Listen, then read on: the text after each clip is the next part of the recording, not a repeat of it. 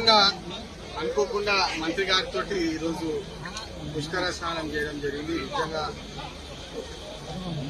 సరస్వతి పుష్కరాలు గత 10 రోజులుగా జరుగుతున్నాయి. మీ అందరూ చూస్తున్నారు.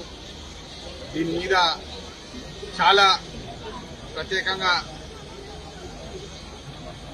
ఈ సరస్వతి పుష్కరాల గురించి చెప్పాలంటే కొంచెం బాధ వేసింది.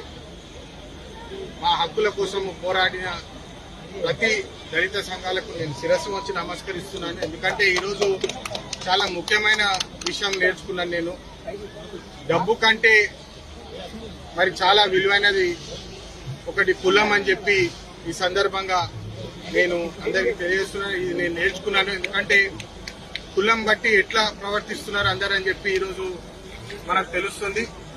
అందుకనే ఈరోజు చాలా ముఖ్యము. మన రాజ్యాంగంలో article 14 equality to everybody, article 15B and article 17 untouchability against, ఇంకా రిలీజియస్ ప్లేసెస్ లో అందరికీ హక్కులు ఉన్నాయని చెప్పి ఈ సందర్భంగా మళ్ళొకసారి గుర్తు చేస్తూ ఈ పుష్కరాలకు వచ్చిన ప్రతి ఒక్కరికి మంచిగా వాళ్ళు భక్తులు క్షేమంగా వచ్చి వెళ్లాలని చెప్పి కోరుకుంటూ ముగిస్తాను. ధన్యవాదాలు.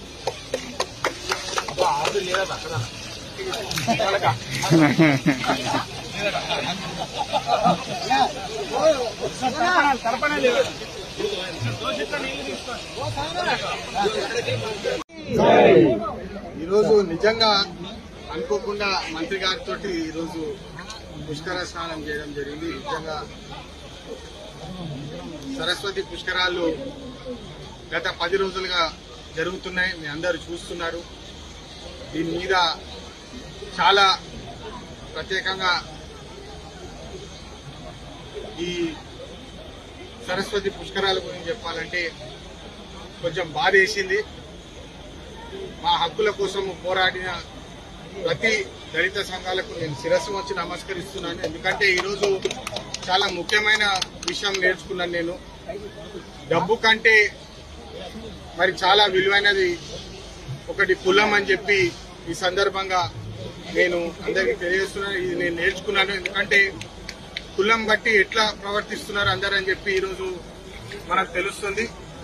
అందుకనే ఈరోజు చాలా ముఖ్యము.